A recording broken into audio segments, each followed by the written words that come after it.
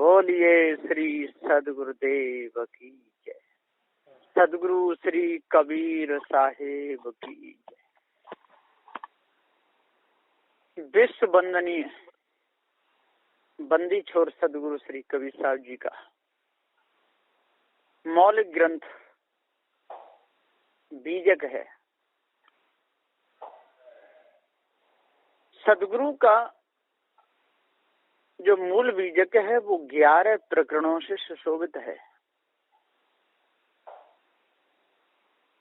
11 प्रकरणों में बंदी छोर सदगुरु श्री कबीर साहब ने सत्य का उपदेश दिया और आदि से अंत तक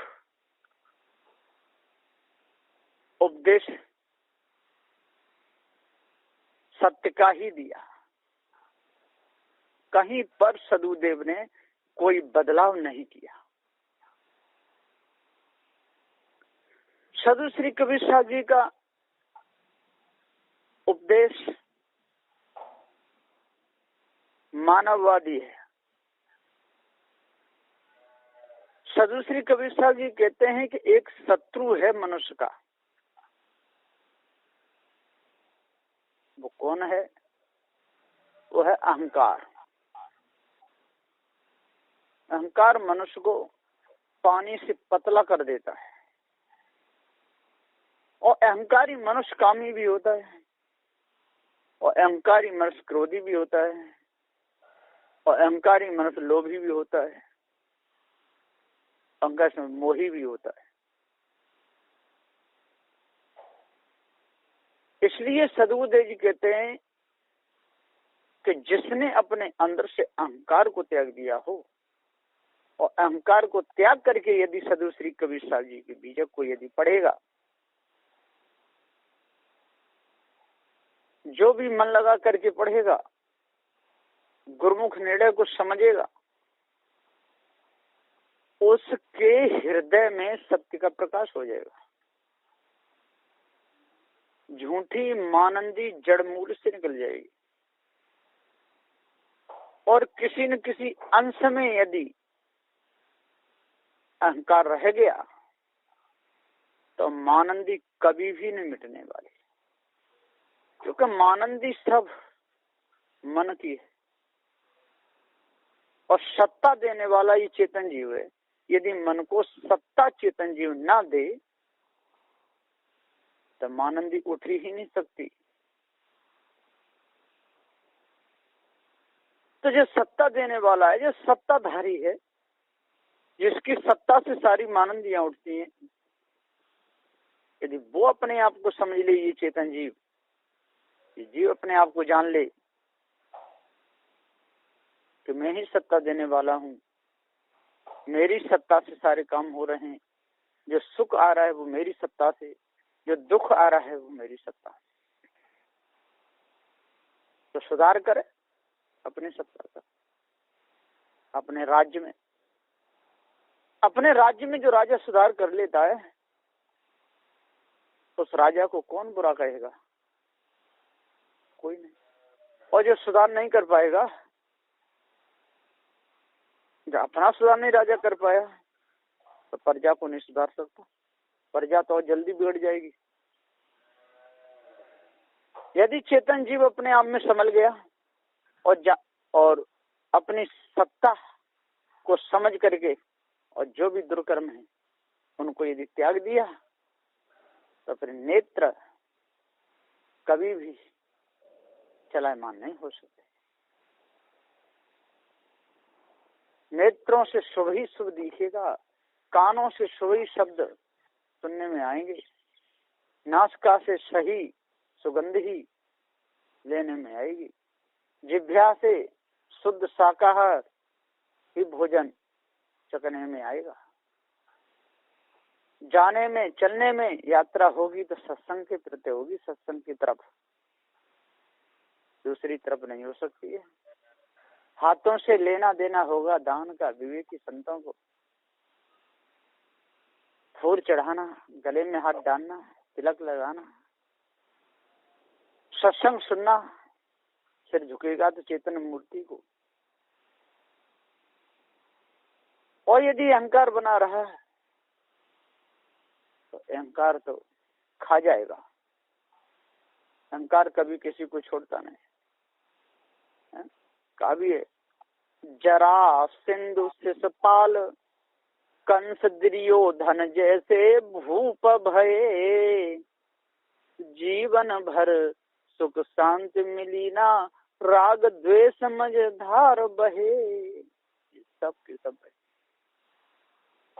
एक भी नहीं बचे। राम कृष्ण ब्रह्मादि बचे नहीं, कोई देवदानी। राम कृष्ण ब्रह्मादि कोई नहीं बचे,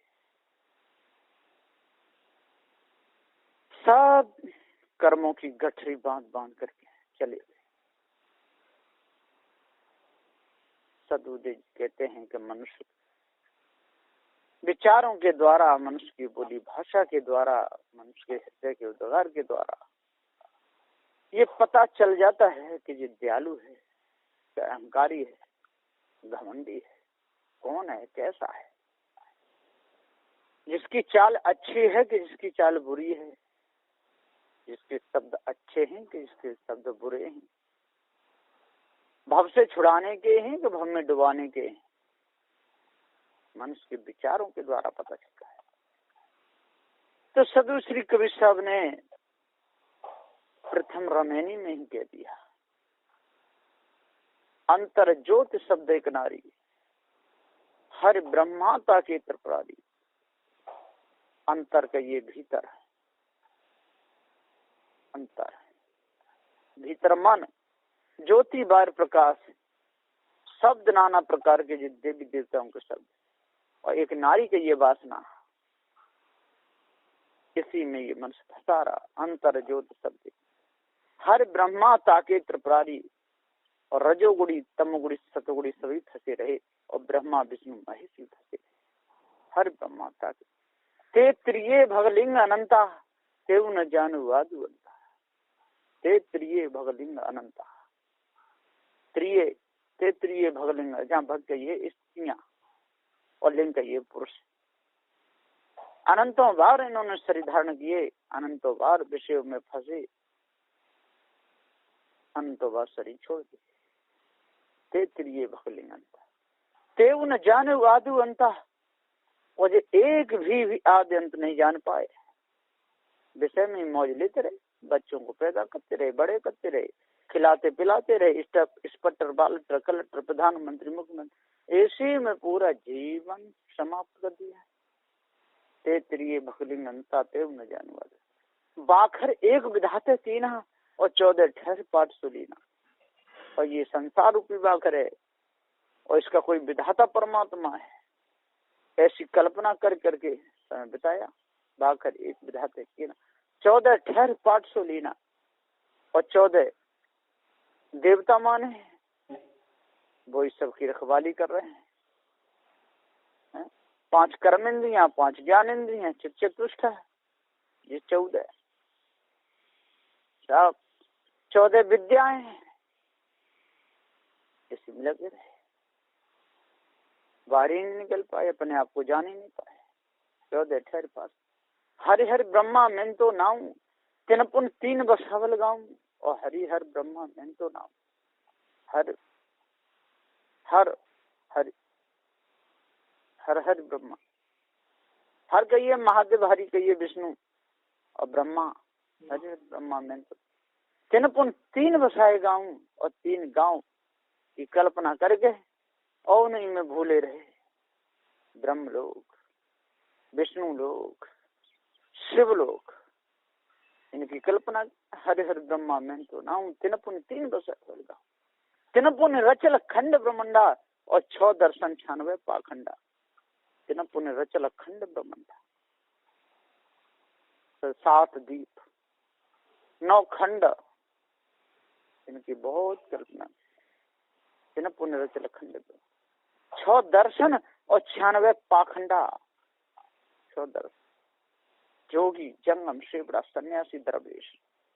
6वां का ये ब्राह्मण 6 भर 6 मीमांसा शीर्षक न्याय पातंजलि। सांख्य, वेदांत, इनमें भूले जैमिनी, कणाद, गौतम, शीश, कपिल और व्यास। 6 दर्शन, 96 पाखंड, 12 योगी, 10 सन्यासी, 14 सिख खान, 18 ब्राह्मण, 18 जंगम, 24 सेवड़ा परमान। ये 6 दर्शन 96 पाखंड,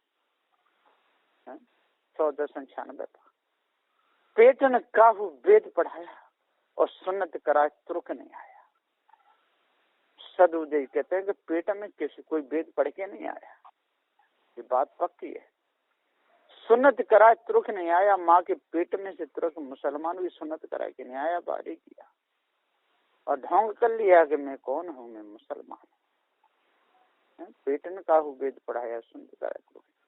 नारी मुचित गर्भ प्रसूति, स्वयं धरे बहुत करतूती। और नारी में चित लगा रहा है, नारी पुरुष में चित लगा रही है। नारी मुचित गर्भ प्रसूति, और घमंड कर रहे हैं। और नारियां भी गर्भ धारण कर रही हैं, बच्चे पैदा कर रही हैं, बड़ा अहंकार है सारे संसार। नारी मोचित गर्भ प्रसूति, स्वांग धरे बहुत करतूती, और बड़ा करतूती स्वांग धरते हैं, श्रृंगार करते हैं। वो उसको रिझाने के लिए, वो उसको रिझाने के लिए घूमते रहते हैं काशी, मथुरा, हरिद्वार, नंदगांव। नारी मोचित गर्भ प्रसूति, स्वांग धरे बहुत करतूती। तहिया हम तुम एक है लोहू, एक है प्राण व्यापे मोह। सदगुरुदेव जी पुकार के समझाते हुए कहते, तैया हम तुम एक है लोहू। अरे भैया, एक सा लोहू है आपके शरीर में से, मेरे में खून को लोहू कहते हैं।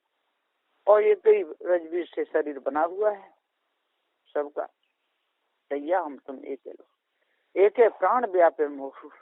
और एक जैसा प्राण वायु सबके शरीर में चल रही है, इसमें कोई अंतर है। एक है प्राण व्यापे, तैया हम तुम एक है लोहू, एक है प्राण व्यापे, एक है जनी जना संसारा। और कौन ज्ञान से भयो निनारा। अब विचार करो, आप न्यारे कैसे हो गए जब एक जैसी जनी ने जने हैं? एक जैसी स्त्री ब्राह्मण की, एक जैसी क्षत्रिय की, एक जैसी शूद्र की, एक जैसी वैश्य की। नारी तो नारियां, एक है जनी जना संसार। कौन ज्ञान से भया निनारा। और फिर ये न्यारे न्यारे कैसे कर दिए भाई, कि ये ऊंचा है, ये नीचा है, ये ऐसा है, ये वैसा है? कोई पहचान तो होनी चाहिए। अरे कम से कम मुख के ऊपर 40-50 नाक होती ब्राह्मण की तो पहचान हो जाती, 10-20 होती क्षत्रिय की, 5-6 होती वैश्य की, 1-2 होती शूद्र की, तो पहचान हो जाती कि ब्राह्मण आ गया, क्षत्रिय वैश्य। पर ऐसा नहीं। नारी मोचित गर्भ प्रसूति, स्वांग धरे होते। तैया हम तुम एक है लोहू, एक है प्राण व्यापे, एक है जनी जना संसारा। कौन ज्ञान से भया निनारा। आप बताओ न्यारे, कौन से ज्ञान से? एक ही पृथ्वी पर सब चल रहे हैं, कौन ज्ञान से भया। एक ही जल सब पी रहे हैं, कौन ज्ञान से भया निनारा। एक सी अग्नि से सब भोजन बना रहे हैं, कौन ज्ञान से भया। एक सी वायु सब ले रहे हैं, कौन ज्ञान से भया। और एक ही पोल खंगोल में सब डूब रहे हैं, कौन सा ज्ञान से न्यारे हुए बताओ, कौन ज्ञान से भया। भव बालक भग द्वारे आया, भग भोगी के पुरुष का है। और जो भी बच्चा पैदा होता है, तो लड़की हो या लड़का, भाग के द्वारा ही बाहर आता है, माँ के गर्भ में से। भव बालक भग द्वारे, भग भोगी के और पुरुष कहाया। और फिर बड़ा होता है, फिर जब सो समाप्ता है, फिर शादी करता है, फिर उसी भग को फिर भोगता है। और फिर कर्म संस्कार बस माँ के गर्भ में चला जाता है। भव बालक भग द्वारे, भग भोगी के पुरुष कहाया। अब गत की गत का न जाने, एक जीव के तकों बखान। जो मुख हो जीव 10 लाखा, तो कोई आए महन तो भागा। जो मुख हो जीव 10 लाखा, तो कोई आए महन तो भागा। ये लोग कहते हैं यदि ऐसा कोई हो जिसके मुख में 10 लाख जीव हो, वो कोई परमात्मा के गुण गा सकता है और कोई नहीं। और कहते हैं कि 4 वेद 6 शास्त्र, ये 10 लाख लखना, 4 वेद 6 शास्त्रों को लख है और उनके अनुसार चले है। तो जो मुख हो जीव 10 लाखा, तो कोई आए महन तो भागा। और सदगुरुदेव कहते हैं जो मुख हो जीव 10 लाखा, जो 10 इंद्रियों पर विजय प्राप्त कर ले। है। पार्क सिद्धांत को जान ले तो बच सकता है, नहीं तो बचेगा नहीं। जो मुख हो जीव के खिलाफ तो कोई आए ना। कहें कबीर पुकार के इलई व्यवहार, राम नाम जाने बिना भवूड मुआ संसार। वे जी पुकार के समझाते हुए कहते हैं कि सारा संसार बर्बाद हो गया, सारा संसार फंसा हुआ है। कहें कबीर पुकार के इले यू व्यवहार, ई कहिए खानी जाल में फंसे हुए लोग और ऊ कहिए बाणी जाल में फंसे हुए लोग, दोनों का व्यवहार अलग अलग है। इले ई कहिए अपनी बेटी को दूसरे को दे देते हैं, दूसरे की बेटा से शादी कर देते हैं। इलेयू व्यवहार चल रहा है। इसी प्रकार से मायावी गुरुवा लोगों का व्यवहार चल रहा है। इलेयू उसको भ्रम भूल कल्पना का ज्ञान दे देते हैं और उसको अपना चेला बना लेते हैं, ईश ब्रह्म परमात्मा की कल्पना में फंसा करके। इलेयू व्यवहार है। कहीं कबीर पुकार के इलेयू राम नाम जाने बिना भवूड मुआ संसार। सदुदेव जी पुकार के समझाते हुए कहते हैं इन्होंने राम नाम को तो जाना ही नहीं है। राम नाम क्या है? अरे ये तो एक हृदय से उठी कल्पना है। राम नाम चेतन जीव के द्वारा ये कल्पना उठी है। इस कल्पना में ये चेतन जीव बंध गया है। बंदी छोड़ सदगुरु श्री कबीर साहब जी कहते हैं, अरे ज्ञानी हो, हे विद्वान हो, यदि आप लोग सदु श्री कबीर साहब की इस प्रथम रमेनी पर यदि विचार करोगे और गुरुमुख से इसको पढ़ोगे, इसके अर्थ को समझोगे, है? 4 प्रकार की वाणी को समझ करके गुरुमुख वाणी को यदि अपने अंदर उतार लोगे तो आप लोगों का जीवन धन्य हो जाएगा। है? पहली वाणी है जीव मुख और दूसरी वाणी है माया मुख और तीसरी वाणी है ब्रह्म मुख और चौथी वाणी है गुरुमुख, जिससे तीनों वाणियों का निर्णय होता है। जिस वाणी के द्वारा निर्णय हो उस वाणी को गुरुमुख वाणी कहते हैं। तो हे ज्ञानी हो, गुरुमुख वाणी को समझो। ब्रह्म के भ्रम में लगे रहोगे कुछ भी नहीं मिलेगा, भटकते रहोगे, है ना, संसार में ही भटकोगे, कभी भी शांति नहीं मिल सकती। और माया मुख में इस परमात्मा के गुण गाते रहोगे, ईश्वर के नाम की माला फेंकते रहोगे, भटकते रहो, जैसे कुछ भी मिलने वाला है। और जीव मुख में प्रार्थना करते रहोगे, देवी देवता मान करके, नदी नालों की प्रार्थना, पत्थरों की प्रार्थना, राम कृष्ण की प्रार्थना, उनके नाम की माला फेरते तो जीव मुख से कुछ नहीं होगा। और चौथी वाणी है गुरुमुख वाणी। गुरुमुख वाणी में है कि जितनी मानंदी है वो जीव के द्वारा उठी है, और जितनी मानंदियों भूला हुआ है चेतन जीव भूला हुआ है।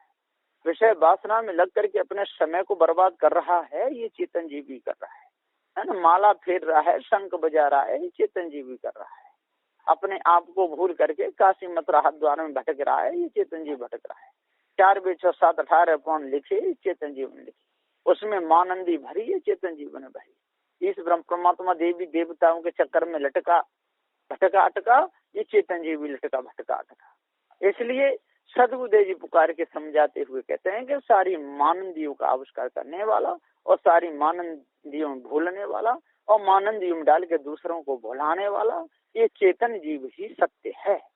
तो जितने भी ग्रंथ लिखे ये चेतन जीव की सत्ता से लिखे गए, और उनमें जो भरनी भरी, जो कल्पना भरी, ये चेतन जीव नहीं भरी। और उस भ्रमणा में जो भूला ये चेतन जीव ही भूला। तो सदगुरुदेव जी पुकार के कहते हैं कि भूला लोग कहे घर मेरा, जा घर में तू भूला डोले तो घर ना ही तेरा। हाथी घोड़ा बैल वाहना संग्रह कियो घनेरा, बस्ती माँ से दियो खंडेरा, जंगल कियो बसेरा। गांठी बांध खर्च नहीं पठियो, बहुने कियो फेरा। बीवी बाहर हरम महल में, बीच मियाँ का डेरा। 9 मन सूत अर्जुन सुलझे, जन्म जन्म घेरा। कहीं कबीर सुनो संतो, ये पद का करो निवेरा। अब इस पद का निवेरा कर लो। मनुष्य जन्म आपको मिला है, कितना बड़ा पद मिला है, सबसे बड़ा पद है मनुष्य जन्म मिल गया। और सारे पद नकली हैं, उनसे तो एक दिन हटा दिए जाओगे और भटक जाओगे। जो अब मनुष्य तन में आ गए तो ये मनुष्य पद मिल गया, और मनुष्य पद में जब कल्याण पद में जब ठहरोगे तो फिर वो पद छूटने वाला नहीं। मनुष्य पद है, ये शरीर तो छूट जाएगा, है ना, लेकिन बिना मनुष्य शरीर के किसी भी जीव का कल्याण होगा, क्योंकि ये कल्याण की भूमिका है। तो सबसे बड़ा पद आपको मिल गया संसार का, कौन सा, कि जो मनुष्य शरीर मिला है, ये भी संसार का ही, एक दिन ये भी छूट जाएगा, एक दिन ये शरीर भी खाक मिल जाएगा, ये भी आपके साथ में रहने वाला नहीं है। लेकिन मनुष्य पद पे आकर के अपने निज पद का पता चल जाता है। इसलिए विशेषता सदगुरुदेव ने मनुष्य पद की गाई है। और जो पद मिल जाते हैं संसार के, राज चलाने के मिल जाते हैं, और भी बहुत से पद मिल जाते हैं, पढ़ाने लिखाने के जो पद मिल जाते हैं, ये कोई पद में पद नहीं है।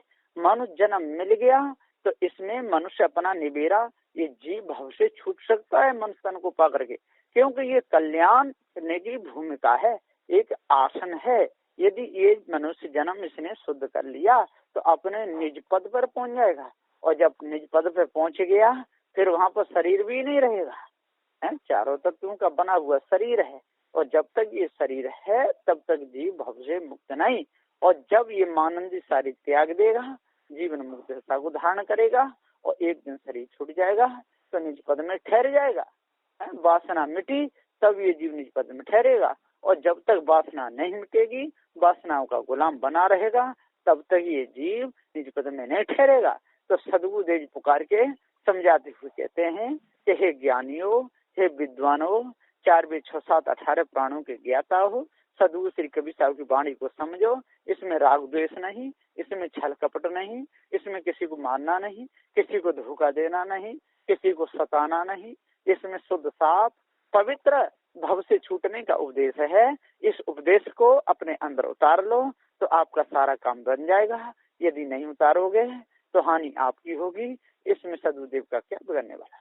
तो सदगुरुदेव जी तो पुकार के समझाते हुए कहते हैं कि हे प्राणियों, हे ज्ञानियों, हे विद्वानों, 4 वेद 6 7 18 प्राणों के ज्ञाता हो, अपना अपना सब सुधार करो, अपनी अपनी सारी वृत्ति को बदलो। और जब तक आप जड़ाध्यास को नहीं छोड़ोगे, अपने से हृदय से उठी हुई कल्पना को जब तक नहीं त्यागोगे, तब तक शुद्ध हृदय नहीं होगा। तो शुद्ध हृदय पार्थी सदगुरु देव की वाणी से ही होगा। इसलिए सदगुरु की वाणी सत्य है, निर्मल है, निराग है, इसमें राग नहीं, द्वेष नहीं, छल नहीं, कपट नहीं। तो इस भावना को शुद्ध बनाते हुए जीवन पथ में आगे बढ़ो तो आपका भला ही भला होगा, बुरा कभी हो नहीं सकता। बस इन्हीं वचनों के साथ में मैं अपनी वाणी को विराम देता हूँ। बोलिए श्री सदगुरुदेव की जय।